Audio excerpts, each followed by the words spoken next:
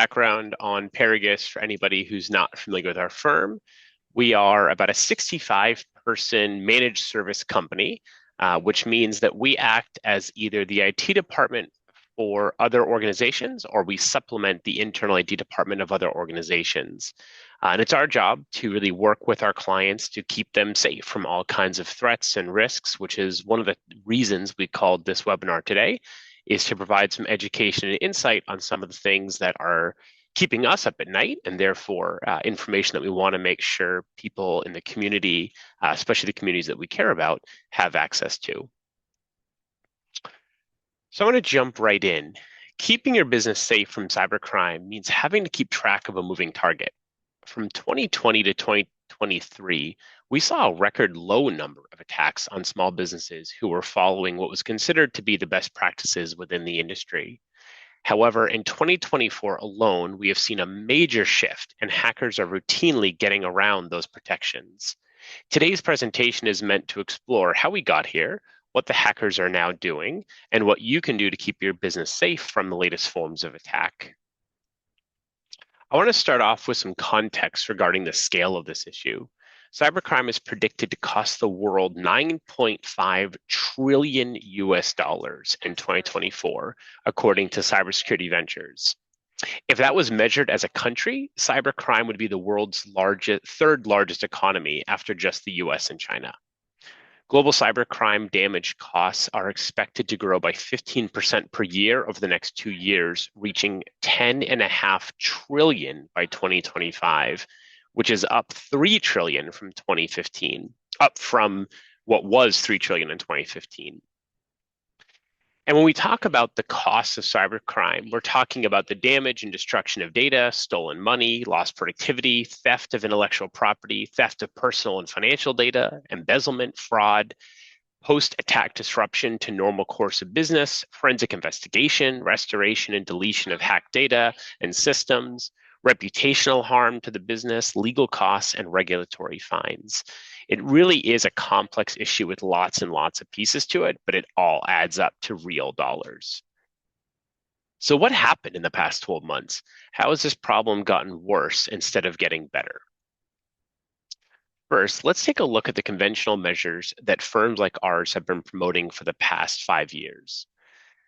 This really represents a pretty wide spectrum of the typical best practices. You needed to implement some network security, have antivirus on your computers, use VPNs when working remotely, make sure they're using things like HTTPS to have privacy when you're surfing the web, make sure your software stays up to date, use two-factor authentication, make sure you're using strong passwords, and have a good firewall to protect your business. It was largely accepted that businesses that implemented all those best practices reduced their risk factor so much that they were no longer an easy target, and therefore almost all hackers would ignore them, instead focusing their efforts on the easier targets. However, unfortunately, as more and more businesses implemented the practices, there wasn't enough low-hanging fruit left for hackers to go after. As a result, they've upped their game and found new ways to bypass these conventional security practices. This has caused a significant number of businesses to shift from a place of actual security to more of a false sense of security, something that causes us a great deal of concern. So at the core of this conversation is MFA, largely considered to be the gold standard for many years. This once hack-proof layer protection is looking more and more like Swiss cheese these days. Now, to be very clear, we are absolutely not advocating that businesses don't use MFA. However, it no longer offers the level of security and protection it once did on its own. But before we get into that, let's dig into MFA a little bit. Let's start with what MFA is.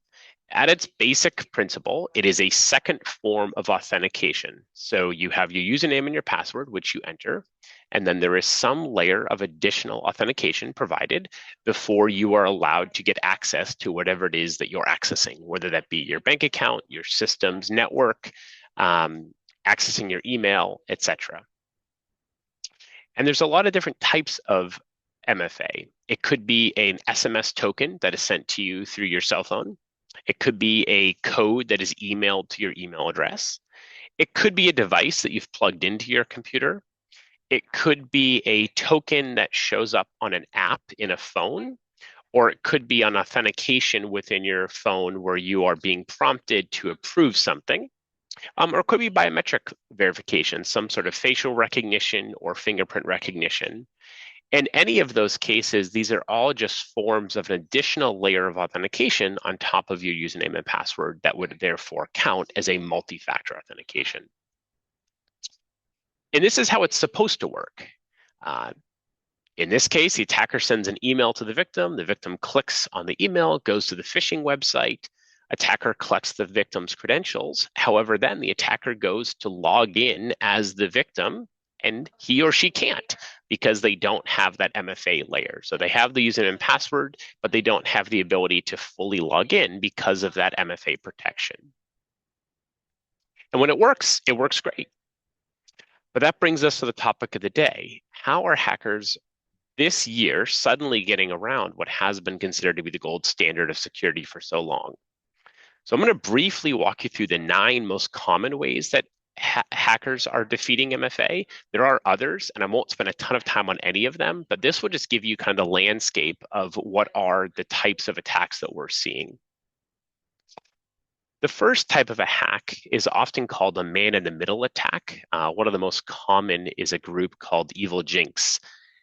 And the way an attack like this works is the threat actor sends out a phishing email, which goes to the victim. However, in this case, rather than the victim going to the actual website for the real provider, they're brought to what looks like an identical copy of that website, but it's being handled in what's called a reverse proxy. What that allows is it allows the victim to see what looks like a real legitimate website, but there's something intercepting all the traffic going back and forth. And that allows the hacker to get access to the information that's being transmitted. What this means is the hacker can act as a middleman and they can intercept the login session. The user sees the real website, which is hard to detect. And when users log in, Evil Jinx captures what's called the token or the cookie that tells the MFA that it has been authenticated. From there, the hacker can then use that cookie to log in. Another form of this is called session hijacking. And the way this will work, or a pass the cookie attack, as we often refer to it, is an attacker is going to extract the session cookies from the victim's browser. So when you log into one of these sources and you get a token saying that you have correctly authenticated and provided an MFA, that little file lives on your computer. If an attacker can create an attack that allows them to extract that file off of your website, they can then use that file, put it on their computer, go to the same website, and that same website will assume that they have also already bypassed the MFA correctly, and then therefore be allowed in. A third type of attack we're seeing is something called SIM swapping. The way a SIM swap works is the fraudster is going to acquire personal details, typically either through phishing campaigns on the dark web or social engineering. They're then actually going to contact the telecom operator and request a number transfer or number port. The telecom operator is going to port the number of the fraudster's SIM. The fraudster will now receive the victim's SMS and phone calls. The fraudster can then go to any website and say, send me my text message, give me a call, do whatever you need to do. And all of those texts and calls are going to go to the fraudster's phone instead of to the victim. At that point, the fraudster can kind of do whatever they need to do, and they can do it pretty quickly. This is typically an attack where they're not just going to go after one source, they're going to go after lots of sources, because if you have that SMS verification, it is the most common form of authentication, and it allows the hacker to do a lot of damage in a relatively short amount of time. The fourth type of attack we're seeing is malware. We haven't talked about malware in a long time, but it's suddenly making a pretty aggressive resurgence. Even though tokens like Google Authenticator can be very secure, attackers can exploit device vulnerabilities. So the way malware is going to work is they're going to install malware on somebody's computer, cell phone, or other device, and that's going to allow the attacker to retrieve codes and therefore bypass the MFA. And we're seeing this both at a software level, where somebody downloads an app from the App Store, and that app has malicious code in it, or they install a piece of software, or they go to a website and click on a link that installs malicious software on their computer. But we're also starting to see it's very high recurrence of what's called hardware malware. And that's where the device itself has been programmed or built to transmit data without the user's knowledge. We're seeing a really strong increase in people buying devices that are actually counterfeit. So they're going to Amazon and they're buying a Dell laptop, a Lenovo laptop, an Apple iPhone, an Android phone. And it turns out that that device is either completely counterfeit or has been modified. So it was maybe originally produced by that company, but has since been modified and then resold unbeknownst to the buyer. And included in that device is now a hardware modification that is actually stealing that data. The US government has a ton of concerns about this and is really worried that some of their own servers and equipment that they're buying could be hacked by Chinese government or by other state governments where they have installed this type of spyware on the hardware of the computer. So this is something that we need to be very careful of, especially when customers are buying equipment from third-party brokers like an Amazon. The fifth hack we've seen is what we would call kind of a multi-level attack. And the way that works is there are a number of ways that hackers may get into somebody's email. Once they're in somebody's email, a number of people's MFA tokens are just being transmitted through email. So once you've gotten into somebody's email and you have access to that, you can then leverage that access to get into a whole bunch of other systems by requesting the MFA token be sent to the user's email address and then using that token to log into that device. And a lot of times when hackers do this, they'll be very careful to create rules that'll automatically hide these messages from the actual user themselves. So they won't see these MFA tokens popping up in their inbox, and so therefore won't be alerted to the fact that somebody's requesting them. They're typically kind of hidden into a folder like a junk mail folder or an RSS feeds or some other folder that the user's not likely to check often. And then the hacker just monitors that folder. So they go out, they request all kinds of tokens from different sites, all the tokens come in, and they use those to log in as the user and bypass the MFA security. The sixth type of attack we're seeing is something called MFA fatigue. The way MFA fatigue works is the attacker just triggers repeated notifications to the user's device in an attempt to overwhelm them. So let's say, for example, you're using the type of authentication where you need to hit approve on your phone to allow somebody to log in. What the hacker might do is they might just go to that website and request the push notification to be sent, and then again, and then again, and then again. And what happens is a surprisingly high number of individuals, more than you might expect, eventually just think, oh, something must be wrong. I must have clicked something. I must need to do something. Like clearly my computer is trying to authenticate me. It must be on me. And they eventually click approve, even though they're not the ones requesting it. And when that happens, the MFA is bypassed and the hacker is allowed into the system. And this is one that is, again, surprisingly unsophisticated, but also surprisingly effective. If you do this to a large number of users, there's a decent percentage of people who will eventually just give in and approve the request. The seventh type of attack we're seeing is something called OAuth phishing. And the way OAuth works is a number of us have started using one provider to be our password for other locations. So for example, maybe when I log into Google, I'm actually using my Microsoft account, or when I log into this other third-party company, I'm using my Microsoft password to log in instead of creating a separate username and password to every single website. While this can be very convenient and does have some security benefits, what it does allow is the hacker can create a fake website that you are trying to log into that offers you the opportunity to use your, let's say, Microsoft or Google credentials. When you do that, it allows the hacker to intercept the code that is going to be used to authenticate with the provider. And then when you go to log into their website, they can actually sniff out the code that you're transmitting and use that to bypass MFA and log into your provider as you. The eighth type of attack we're seeing is actually targeted at groups like us. And what they're doing is they're using social engineering to target the IT support desk. So the way that's going to work is there could be a whole number of things. They may email groups like us, they may call us, they may send us text messages. And this could be your internal IT department or a firm like ours, or it also could be a customer support group for a company like a Microsoft or a Google or an Amazon or a Facebook. And what they're going to do is they're just going to try to convince the help desk to bypass the MFA so that they can reset it. And they'll use all kinds of social engineering information to be very convincing. They'll be able to certainly reference things like the company they work for, the department they're in. They'll often reference other employees' names, like say, normally I would ask Susanna, but she's off on vacation.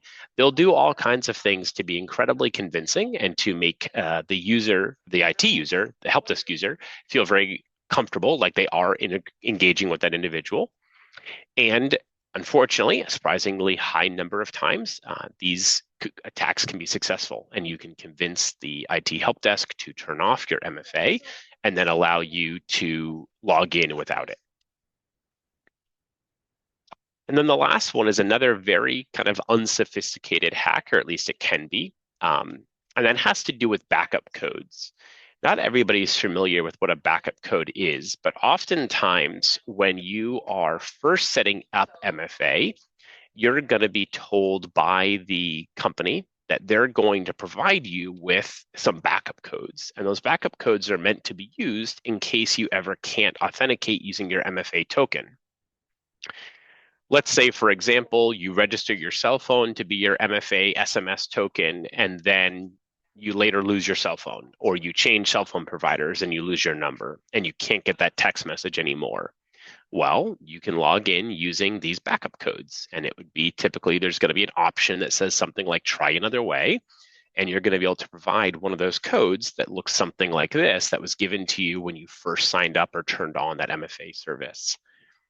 However, people are not always super sophisticated with where they store these backup codes, often keeping them just on their desktop or in a folder called backup codes, or putting them somewhere else that is not super hard for a hacker to find. If a hacker gains access to somebody's computer through any number of different types of attacks, they will look for those backup codes. And if they find those backup codes, what they can do is then reverse engineer what website they probably came from, and then go log into those services using the backup code as the MFA token, or to bypass the MFA token request. And these aren't even the only types of bypasses we've seen hackers use, but these are probably, I would say, definitely the 9 most common. And they range from very sophisticated, like setting up complete replicas of real websites and doing very sophisticated phishing attacks, to very, very basic, like just overwhelming a user with prompts until they eventually click approve. The problem is, regardless of the level of sophistication, hackers have a wide array of different tools they can use to get past MFA. And so really the long and short of it is it no longer offers the kind of complete protection that it once did, where we felt very confident that if you had MFA, you didn't have to worry about a hacker logging in as you and getting access to your systems. Which brings us to probably, the most important question we could answer for you is, now that we've, provided a little bit of a context around what's going on, is to help you understand what can you do about it. As I mentioned at the beginning of this presentation, this is a moving target, and it will always be a moving target. Whenever the lowest common denominator gets the newest and best security practice, the entire hacking community has to reinvent themselves and find new ways to go after businesses.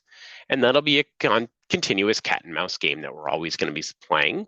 So what we need to do is really look at what are the latest tools and best practices that are going to keep these types of attacks at bay, at least for several years, while many other businesses are not implementing them, and therefore giving hackers a easier target to go after than the businesses that are.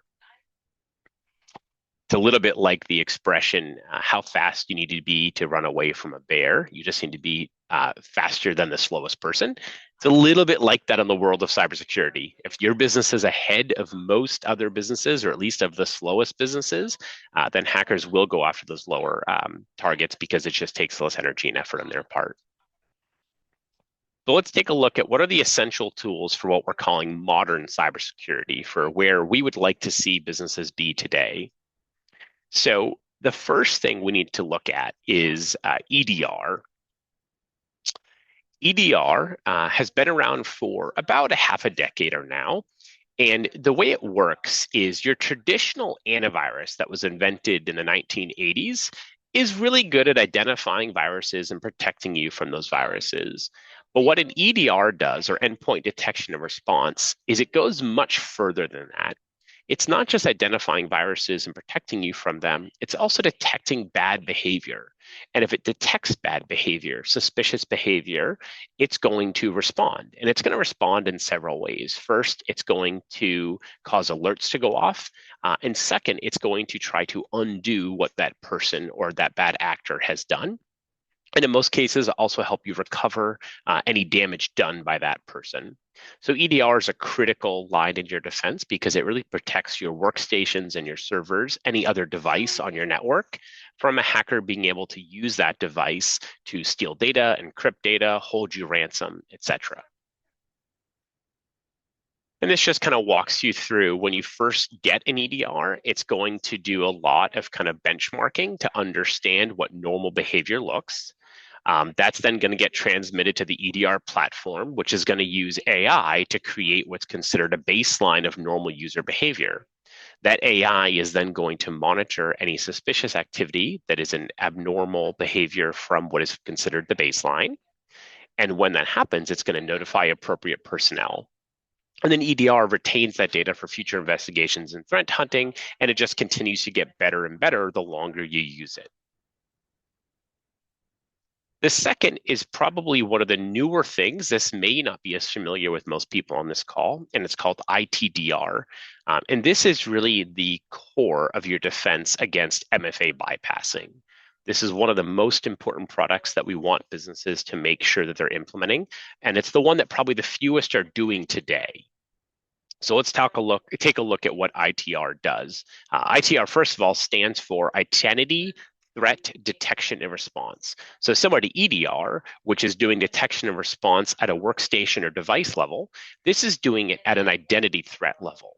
So whenever somebody's trying to impersonate you or compromise your identity, it detects that and responds. So how does it do that? Well, let's take a look at if we turned on ITDR for a Microsoft 365 account, what would happen? Let's say anytime anybody logs into that Microsoft 365 account, it's going to analyze the risk factors associated with that login. And the way it does that is it looks at things like, where is this login coming from? Where in the world? What device? What time of day? It's also going to look at factors like, is this device patched? Does it have certain software installed on it? It's going to look at a whole host of data that helps it analyze the risk factor for that login. If that login trips a threshold where it is higher than an acceptable risk threshold that has been set by who's ever configured the ITDR, it's going to trigger an alert that's going to go off to a security professional almost instantaneously. So in other words, a hacker gains access to Lisa's username and password, logs in as her, bypasses her MFA using one of those 9 or even another form of MFA bypass, gets into 365 as Lisa. Because that login was suspicious for any number of reasons, it's going to be flagged and detected by a team. When that happens, the team is going to automatically lock Lisa's account. They're going to not allow any activity to happen so that if there is a hacker logged in as Lisa, that hacker cannot cause any damage, can't compromise any emails, can't do anything using that access. From there, the client's individual security team is going to be notified. So in the case of like a Paragus client, we would be notified by the monitoring company that something has happened. From there, we're going to go in and look through it even further and look at, okay, why was this flagged? Maybe it's because Lisa is logged in both India and in Massachusetts at the same time. If that's the case, we may try to get a hold of Lisa and say, Lisa, are you traveling in India right now? Is there any reason that somebody would be logging in as you in India? And if there's a legitimate reason, we can instantly unlock the account and let Lisa get back to work. However, if it turns out that Lisa has absolutely no idea why anybody would be logging in from India as her, then we know that her account has been compromised, and we can leave the account locked and go through the process of helping Lisa change her password, reset her MFA, and identify how the hacker bypassed the MFA in the first place so that we can hopefully learn from that and improve security going forward. The next tool is called log monitoring, and this is something that is becoming increasingly popular. It's also required by a lot of compliance organizations where they want you to store and aggregate logs from lots of different systems and then retain those. So that could be collecting logs from all of your servers, from the firewalls at each of your offices, even from like things like your access points, your switches, all of your devices, capturing the individual logs that all of those devices are creating and storing them in one place where they can be indexed, searched, and monitored. The reason log monitoring can be so important is if you have a narrow perspective and you're only looking at one aspect of what's going on, you're not going to always see the whole picture. So, what might look like a slight indication that there's a problem, but not enough to cause concern, might not actually trigger an alarm. But if you can see the whole picture and notice, okay, well, there's some suspicious activity here, but there's also some suspicious activity here and here, then you can start to put the pieces together and realize, okay, there's enough going on here that there's a pattern, and we definitely are concerned, and we might take a different action because we can see the full picture as opposed to just looking at one small aspect of it in a vacuum. Before we go any further, I want to be very clear about something. These last three technologies that I just mentioned, log monitoring, ITDR, and EDR, all have a huge flaw that's automatically baked into them. If you simply procure these services and turn them on, and you don't have the proper resources set up to manage what happens next, very quickly, all of the value is lost. These tools generate a lot of data. And while AI is getting better and better at assisting teams with sorting through that data, that takes training, and most teams don't invest that time out of fear they might miss something or because they simply don't have the time. As a result, they often end up missing the actual threat. So if you look at this, when you turn all these on, you're generating all this data. If that data is going into a system that nobody's paying attention to or monitoring, you could easily end up in a situation where you're missing the actual threat because it's just too much noise. And that brings me to my next point. Without a dedicated team who's providing 24/7 analysis of these alerts, I almost don't think I would even bother. We've actually had situations where businesses came to us after being breached only to find out that their monitoring software actually effectively detected the breach, but it was lost in the noise and no one saw it. From a liability standpoint, I almost think it'd have been better for them to be able to say that they had no awareness of the threat than to say that they had been monitoring the threat, had been notified that the threat was taking place, but missed it because they hadn't been paying attention to the alerts, or because somebody was on vacation, or because it was missed in the middle of the night. Once you turn these things on, there's a certain responsibility to have the capacity and resources to be able to sort through it all and see the forest through the trees and make sure that when that attack does happen, you see it the moment it's occurring.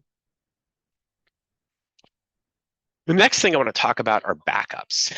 I know, we all thought we were done talking about backups, but unfortunately we aren't. And now to be clear, we aren't talking about these kind of backups. I still remember when life was that simple. All of your data was in one place, and the point of the backup was in case your production data became corrupt or was accidentally deleted. The backups we need today are very different than the backups that we needed back then. First, your data is not in one place anymore. I'd bet that no one on this call is probably still hosting their own email server, but several of you might have a local server with some important files on it. You might also have some critical workstations. You could have data on individuals' laptops. You may have data in multiple different cloud providers, and probably in a few other places on top of that. Some of you might be backing up. Some of you might not have even thought to back up. And some of you, it might be that you're backing it up, but not in the right way. What we need today are what we often refer to as immutable backups for every piece of data that is critical to your operation or that you're required to by law to maintain in order to stay compliant. Along those lines, there's a lot of myths about backups that may lead you to believe that you're in better shape than you are. First, that cloud data doesn't need to be backed up. This is probably the biggest misconception we see. And this is where people sign up for things like Google or Microsoft or other third-party services like Asana. And they're using these tools to run their businesses, to store emails, communication, files, collaborate, all kinds of really important mission critical data.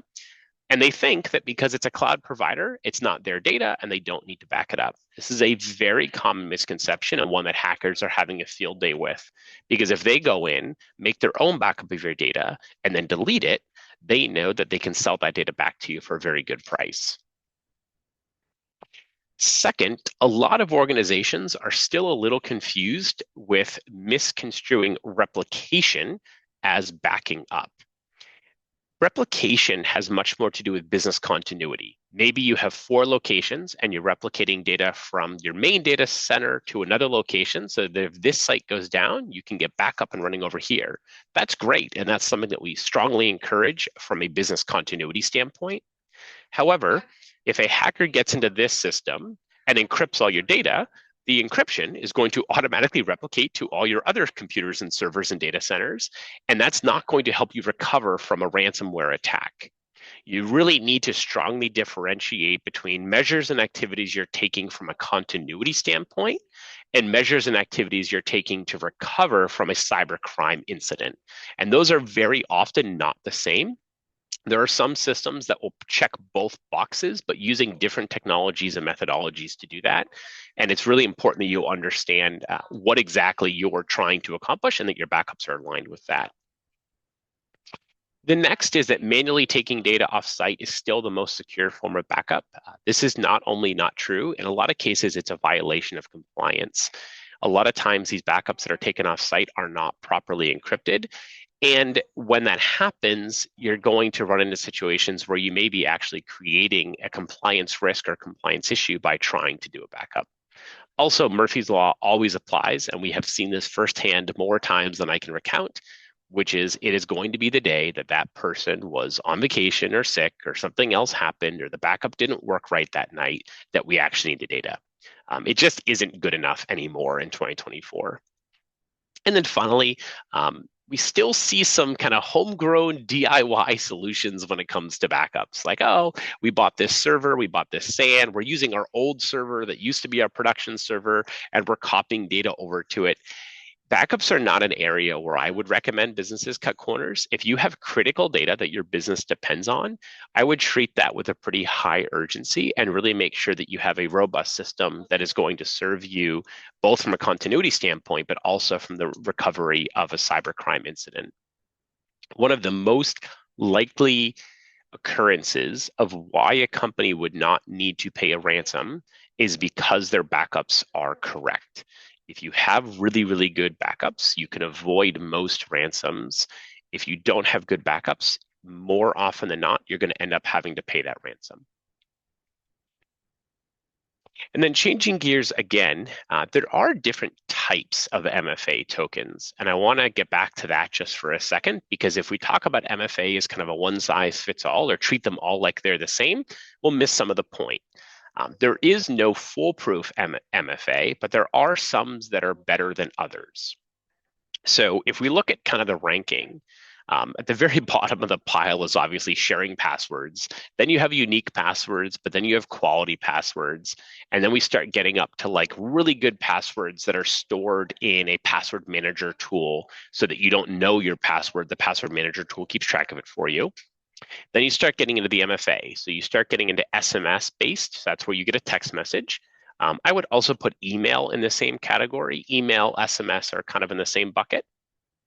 From there, you get into what are called like app-based 2FA code. So this is where you download a tool like a Authy or a Google Authenticator, and you open up the app and it has a 6-digit code that you manually get, and then you type it into the website. And then if you go up a level from that, you start to get into tools like Microsoft Authenticator, where it sends you a prompt and you actually have to hit approve on the prompt, or sometimes even it will give you a code that it wants you to enter into the app itself. So the website will say, here's the code. You go to the app and enter the code and then hit approve. It's a very different than getting the 6-digit code from the app and giving it to the website. And then finally, the kind of the leader in this case is what we're now referring to as kind of passwordless systems. And so the technology used here is called FIDO2. And this is what like pass keys are based on. You're probably starting to notice when you log into websites, it's asking, do you want to create a pass key? Apple has been doing this where it says, do you want to store kind of your authentication for this password? And one of the most kind of prevalent players in this market is Microsoft's Windows Hello. The Microsoft Windows Hello is a passkey-based authentication system, and it's very unique in that it is very, very secure, but it's also incredibly simple to use. So you can log into your computer simply by using a PIN, by using your face, by using your fingerprint, by using a number of different authentication methods.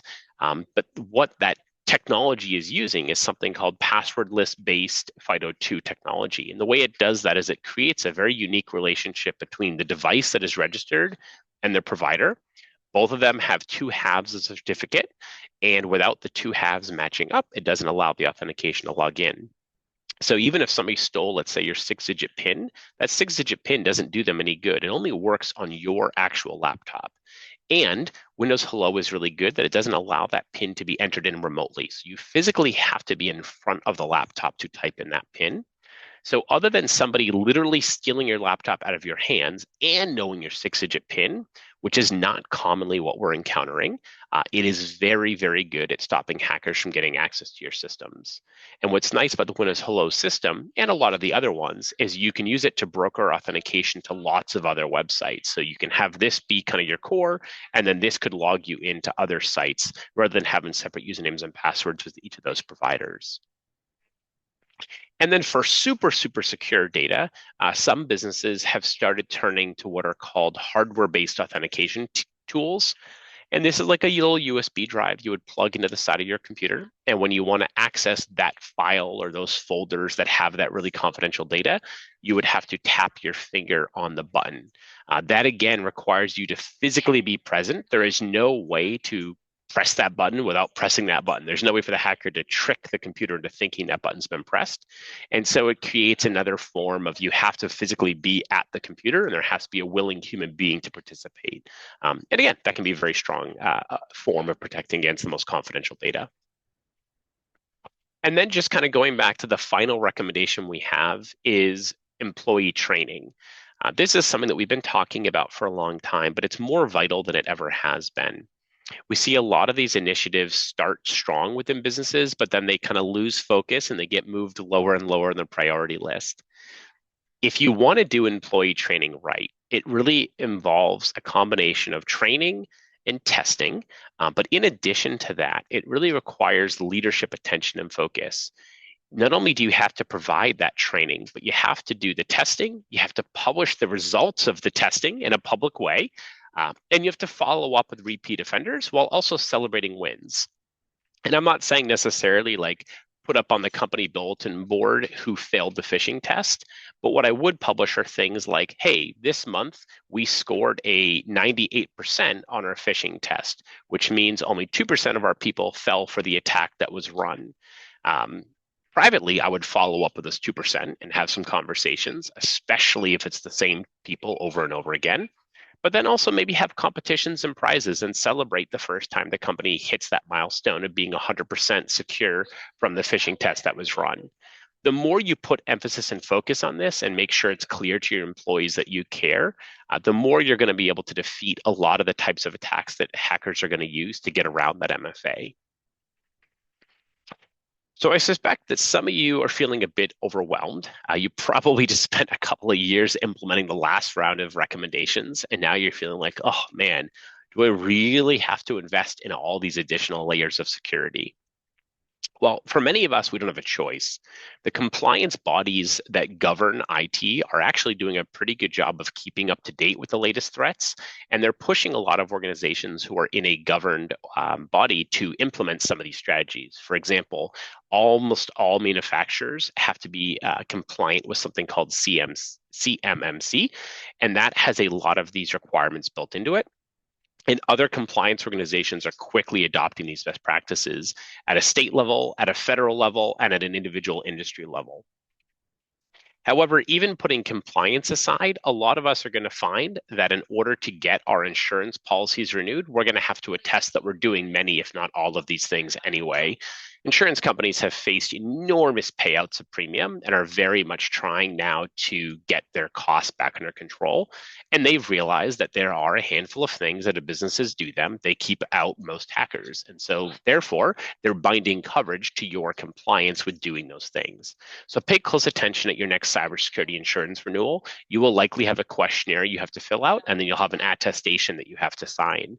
You want to be careful that you don't sign an attestation saying that you're doing something you're not, because you could end up paying for a policy that doesn't actually provide you coverage. Because if there is an incident, they're going to confirm that you were or were not doing that thing that you said you were doing. And if you weren't doing it, they have no obligation to pay out the policy. So you could end up paying a whole lot of premium for no benefit. However, even if those two reasons don't compel you, the alternative is still a heck of a lot worse than implementing these solutions. Almost every single business is going to face some sort of cyber incident approximately every 24 months. This is no longer an if, this is just a when. And if that a cyber incident happens to be successful and your company falls victim to true cyber crime, the average cost, according to the SBA, who partnered with IBM to conduct a study last year, is around $2.98 million.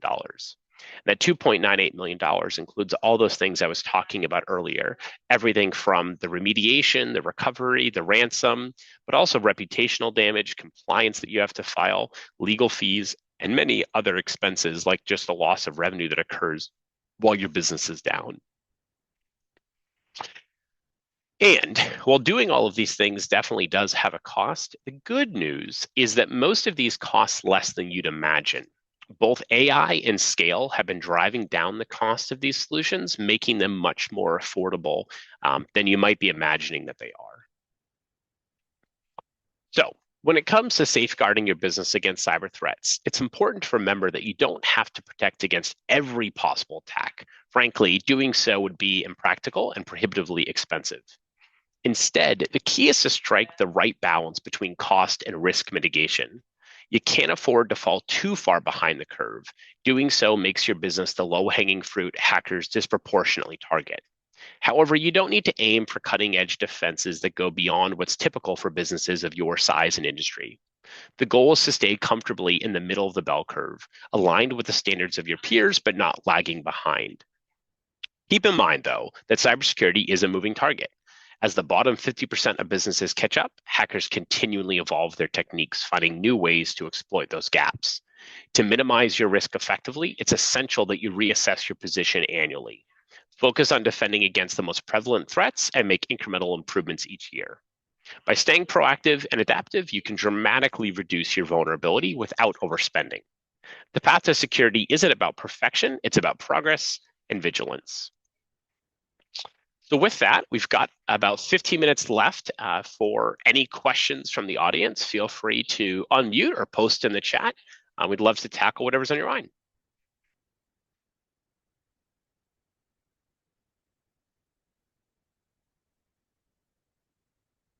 So somebody's asking, when it comes to MFA, is there one provider that's better than another?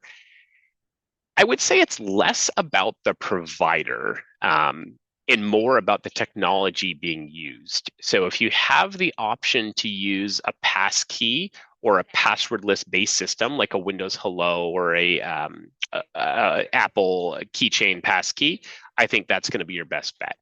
The next best is going to be something that requires a push notification. The most popular one on the market is the Microsoft Authenticator tool. Microsoft Authenticator is great about the way that it handles that request and making it less susceptible to being overwhelmed by either a fatigue attack or by somebody using a methodology that would interpret or intercept the communication and therefore steal the token. In terms of backup systems, somebody's asking kind of what recommendations do we have? It fundamentally is going to be a little bit more of a case by case because you have to start with where is my data? If you have data in a cloud ERP or a cloud EMR or a cloud accounting system, we need to understand how that provider is backing up that data and what actions or steps they're taking to keep you safe and what your recovery options are if there's any kind of an incident or attack. For the common platforms, like backing up what's hosted in Microsoft 365 or Google, our strong recommendation is a company called Datto SaaS. Datto SaaS used to be called Backupify, and it's a tool that automatically creates a copy of everything that happens inside your 365 tenant. That includes your Teams messages, your email, your SharePoint data, your OneDrive data, or in Google's case, your inbox and your shared drives and Google Drives.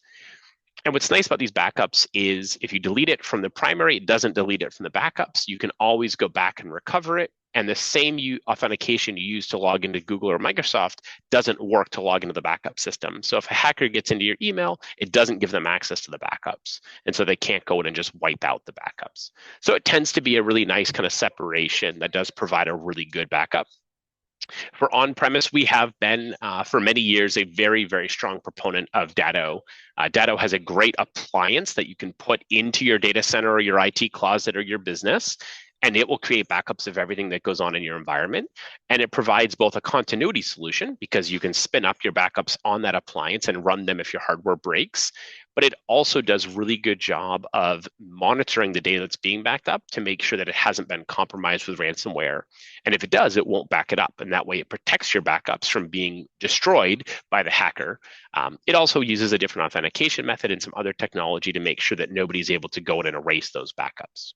So those are just some really quick kind of off the cuff answers, but it really does come down to looking at your individual business, where your data lives, how critical that data is to you.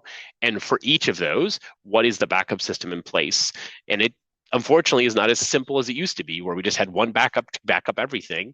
It may be that you have 2 or 3 different backup systems that cover different data that's stored in different places. But that's honestly what might be needed. Somebody asked what's the biggest ransom we've seen. So, I mean, typically the kind of clients we're supporting, the ransoms aren't going to be the ones that make the news. You're not going to hear about them on the radio. But the largest ransom we've seen is about $3.5 million. Typically, these can be cut down by about a factor of a half through negotiation. But what will surprise some of you is the very first thing that hackers do when they get access to your environment is they find your cybersecurity policy and they read it. And they read exactly what the coverage limits are, how it works. And in one case recently, the hacker read the policy and found out that the cybersecurity insurance company was only allowed to negotiate with the hacker for 72 hours. And so the hacker simply said, here's our number. You have 72 hours to make payment. We'll reopen negotiations at that point. They then went dark for 72 hours. Wasting the entire negotiation window. And then at the end of 72 hours, they came back and said, our number is still $3.5 million.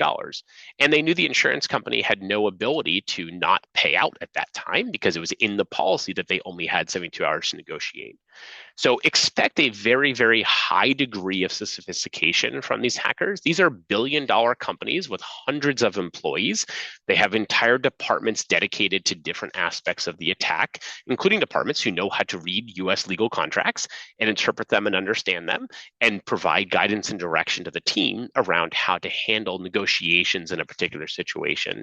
So it's very sophisticated who you're dealing with, and that's why you need to have these protections in place, because it's much, much better to not let it happen than it is to try to recover or deal with it while it is happening. Another common thing we're seeing on the ransomware is because people have been getting better and better backup systems, we've been seeing an increased number of hackers just threatening to publish data to the internet. Things like your pricing, your customer list, maybe personal emails that they found in your inbox, anything like that. And so again, it's that much more important that we're not just monitoring, creating really good backups that allow us to recover encrypted data, but we're also monitoring for that intrusion, because what we want to do is stop that hacker the second they get into the system before they can do any damage, steal any data, transfer any documents, do anything of significance. We want them to not even be able to open up the search panel to look for our insurance policy before we've detected them, kicked them out, found out how they got in, closed that door, and then done a full scan of the entire environment. And when these systems are set up correctly and the monitoring is happening 24/7 by a team who's actually looking at the alerts in real time, you can achieve that level of security.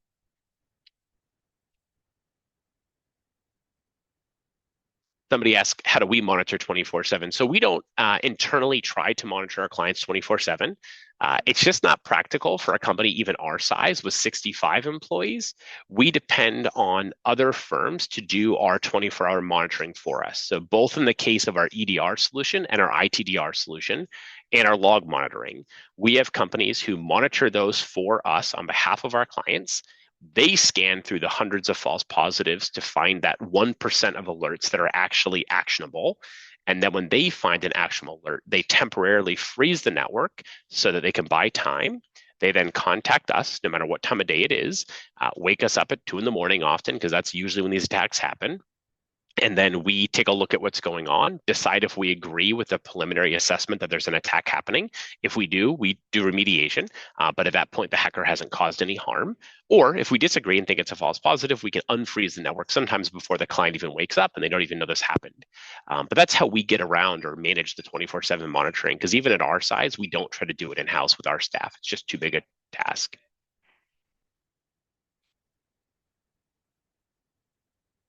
Any other questions about this really important topic? Anything else on anybody's minds? Somebody's asking if we see an increase this time of year. We absolutely do. The holidays are one of the most common times for hackers to get into environments. And there's a couple of reasons for that. People are a little bit more distracted. People aren't paying as close attention. A lot of people are checking email on their phone or kind of half working while they're also with family or visiting or traveling. People are disrupted from their ordinary routines, and they're going to be a lot more susceptible to being convinced to do something they otherwise wouldn't do. They're also more susceptible to things like spoofing attacks, where maybe Lisa gets an email from Russ saying, hey, I need you to wire money to this vendor. We're late on a payment, something like that. People are not in the office all next to each other with the normal patterns, and so it can be easier to take advantage of that. We're also going to see an increase in the types of attacks like phishing that's related to packages being delayed. Your UPS package is delayed. Click here to see the latest shipping information. People are going to freak out. My Christmas present's not going to get here in time for the holiday. I need to quickly look and see what the latest update is. And when they do that, they have now fallen victim for an attack. So be incredibly suspicious of emails, communications, text messages, phone calls, everything between now and the end of the year. It is kind of hacker season. And they're very eager to try to ruin our holidays by convincing us to do things while our guard is down. Don't see any other questions in the chat. Is there anything else anybody else is thinking about or wants to know more about?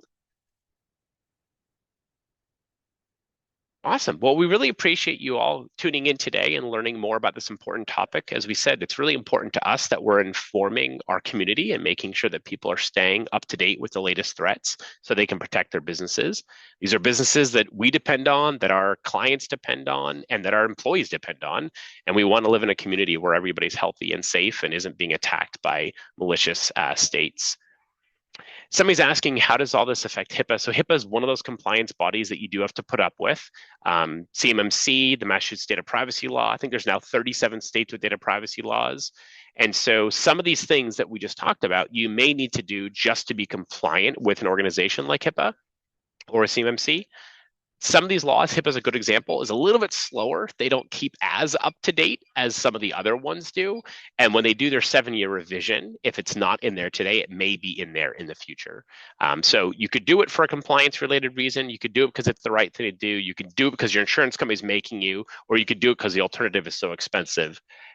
Regardless of your motivation, our only hope is that you take some or all of these recommendations and continue to keep your businesses safe through the holidays. So if you guys all have a great holiday season, we'll be back next year with more webinars. And in the meantime, if you have any questions, please don't hesitate to reach out directly.